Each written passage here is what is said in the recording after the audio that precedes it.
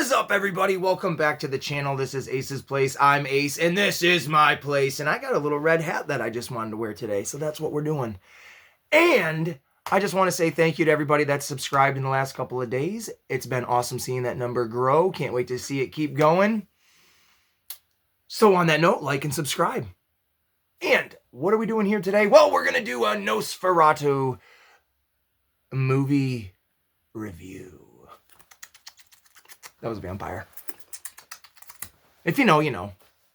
I don't have like cool edit effects or anything, but just imagine big bubbly words, and they're bright and they're sparkling, and they're gonna say this: spoiler free. Right? Imagine that visual.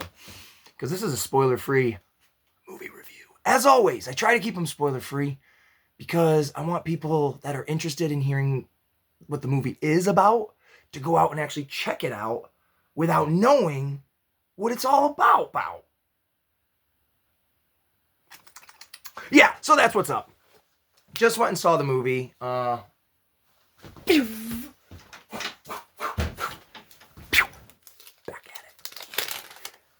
There's the movie ticket to prove it. And I gotta say, this is the first movie I've seen of 2025. It came out right at the tail end of 2024. I mostly, when I go see movies in movie theaters, I'll give you a quick backstory. It's mostly something to do with my daughter, so it might be like a Disney film or like DreamWorks or whoever else is out there doing like, you know, animated movies. Superhero flicks, of course. You guys have seen tons of those on reviews. Unless I own the movie itself, I might do a review. But for theater-wise, I don't go to the movies to see big blockbuster, like, end-of-the-world movies or, like, what's this? There's a new one coming out. I just saw the trailer for it. The Amateur. Rami Malek looks like a movie. Well, it is a movie. His wife gets offed, and he goes on a revenge tour. So that's what that is. I won't go see a movie like that in theater. Maybe if it was... No, I wouldn't. I just wait. Even with like John Wick, something like that, which I really like, I would just wait. I do go see horror movies in theaters. Usually, it's something that really has to get me. I'm trying to think. Besides today, the very last horror movie that I can think of, honestly, that I saw in theaters was the new Evil Dead movie that came out. Evil Dead Rise. I was the only one in the theater, and it was wild. I had the best time. I was like literally like, oh, all by myself. It was great. Today, though, there was quite a handful. Two handfuls of people. Two handfuls of people today in the movie theater. Young and old people, which was really cool because I think the older people were there specifically because it's a callback to older vampire movies, honestly. Like this is a legit callback to original, like the 1920s Dracula and or not Nosferatu and Count Orlok and all that stuff. Like this is true cinema. This as much as I love the superhero movies and the action-packed blockbusters and all that crap, this Robert Eggers movie, I've seen, I'm only going to think of a handful. I've seen The Lighthouse, and I give that 2 thumbs up. I really personally like The Lighthouse. The Northman was okay. I know a lot of people loved it. It wasn't one of my favorites.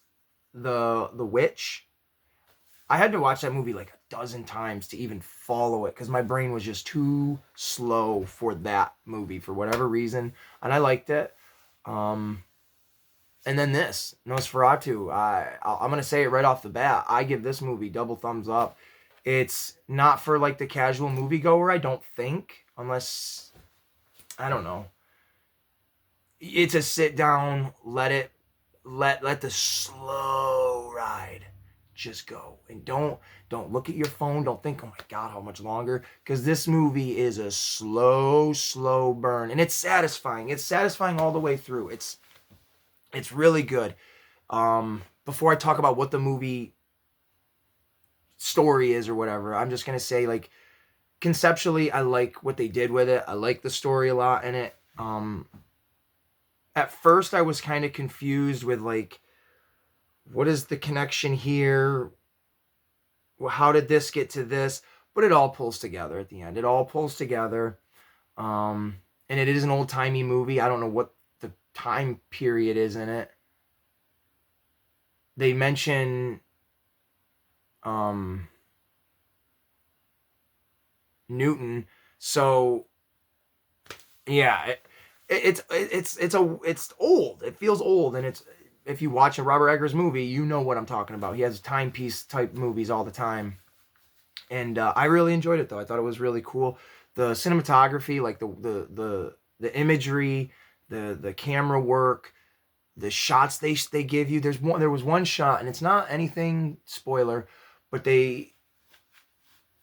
Christopher Holt's character he's just walking on a road, and he gets to like this intersection, and he just stops in the middle of the road, and it's just the way the trees are behind him with the moon behind him, and like the fog, and just his silhouette and that like top hat kind of look. I was like, that's a cool poster. And there's so many of those moments in this movie. There's so many moments where when they just show, I think it was like Germany. I think that's where they said they were. Or even like Transylvania, because if you know vampire lore, that's where you know. It shows you like Orlok's castle, or just like the village or the town or whatever, and all these like cool. It's just beautiful. It was really, really beautiful. The cinematography is really cool because you'll have shots where like someone walks into frame, and there's just enough background, like lighting and camera work, but blurry, but there's something there that you can just vaguely see. And then when you start to actually see it, like the camera, it's fun. It was a lot of fun. I really, really, really dug the movie. I can see this being up for Oscars. I don't know, best actors and best stuff. I don't know. But we've got, I want to say, Christopher Holt, Lily Rose Depp, which is Johnny Depp's daughter. I don't know her from much. I really don't know her from anything that I can think of, honestly. I can't remember this big guy's name, but he was in The Witch. He was the dad in that. He's in this. They show, and I'm not going to, this is no spoilers, but they show them in the trailer. You got Willem Dafoe. Oh, I forgot he was even in this movie until I was like, oh my God, that's Willem Dafoe. And his character is really, really fun. He plays, well, I won't say it yet. You've got Aaron Taylor Johnson, who was just Craven. I know people it wasn't received that well, but I personally loved the movie. I loved Craven. And then you've got the girl, I don't remember her name, but she was... I forget her name in that too. She was the bad guy in Deadpool and Wolverine. Whoever's watching this, and I know people are going to watch it, leave a comment down below. Even if it's not in English, I can translate it. I want to know. But the movie centers around, and now we're going to get to the review part. So if you want to jump, I don't know how to do any of that stuff. I don't know how to put timestamps in this. But at the 8-minute or 9-minute mark, we're going to talk about the movie. Here we go. The movie is all about a girl, Lily Rose Depp, who, for lack of better words, awakens Count Orlok from a slumber. And it sets in an event of emotions to where at one point, when she is with the love of her life, who is Nicholas Hoult, Thomas's character, again, everything is a chain of events from start to finish. So what happens in the beginning of the movie, it affects them later on in life, and he is a real estate agent, essentially. I mean, that's really what he is. So he is sent to Count Orlok's castle in Transylvania to have Count Orlok sign the contract to buy the new home in, like I said, I believe it was Germany. And then a whole bunch of bizarre, creepy things happen while Nicholas Holt's character Thomas is in Count Orlok's grip. And when they first introduce him, I know a lot of YouTubers, I've watched a lot of their videos, and I thought the same thing, but I wasn't totally affected by it, maybe the same way. But I have to absorb a lot of freaky to really get creeped out. And there was some moments in this movie for sure, but the first introduction of Orlok to Thomas, I wasn't creeped out. I was like, I don't know. Is it all right to say I was in a trance? Is that too corny? I was really stunned by it. I thought it was cool and just rad and metal for some reason. It is creepy. I don't want to say it's not. I'm not downplaying. It's very, very creepy. But to me, it was just like, this is badass. And I really, really liked it. And once that, again, I'm not trying to give any details away that would really spoil anything. But like once the contract is signed, all the shenanigans that you would imagine from a vampire movie happen. Again, it's all slow. It's not like you got Count Orlok flicking through the town just biting into people's necks. It's a slow burn. It's a personal story. It's not a arcing like, oh, there's vampires everywhere. This is a personal story. And I thought that was really cool because I wasn't expecting that. I really wasn't expecting that at all. I thought it would have a larger grip, but it has just enough grip on the key players and extra characters to push it forward at a good pace and a good rhythm. And I thought, so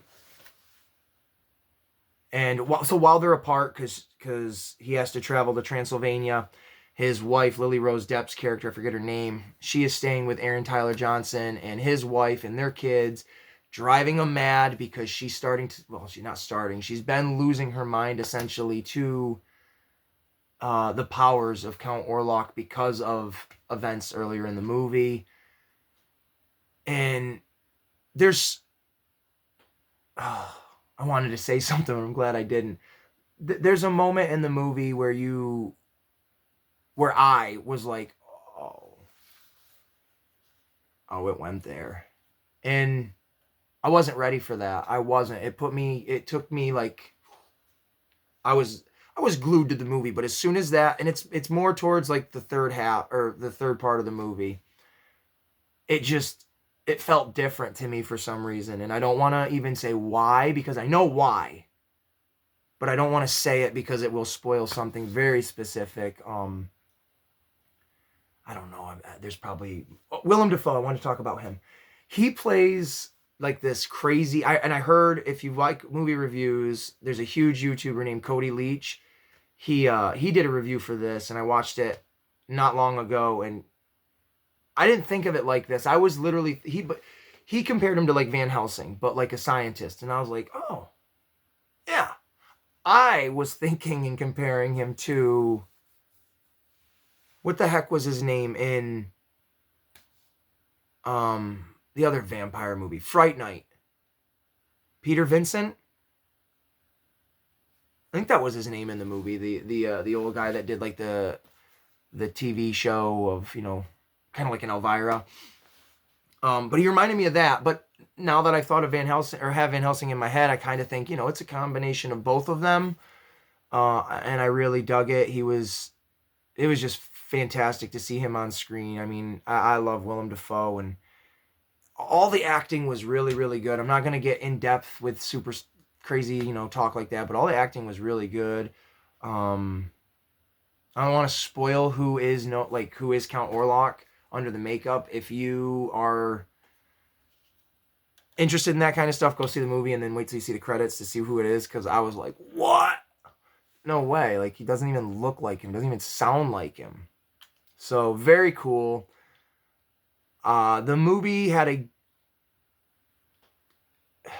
I don't want to say anything else. I'm not going to say anything else. That's the end of my review. If you like movies that are really gripping and have a good story, a horror movie, something, I know there's been a lot of what do I want to say, horror movies as of late with, like, you know, vampires. I know there was that Renfield movie with with Nicolas Cage. I liked it. I thought it was okay. It could have been way better. Also had Nicholas Hoult in it. Interesting. There was that werewolves movie that didn't do so good and it didn't look so good. I know this is out now, obviously. I think it's just Wolfman by Blumhouse. The trailer looked awesome. I will definitely be going to see that in a couple of weeks, and so stay tuned for that one. It looked really, really good. I cannot wait to see that. The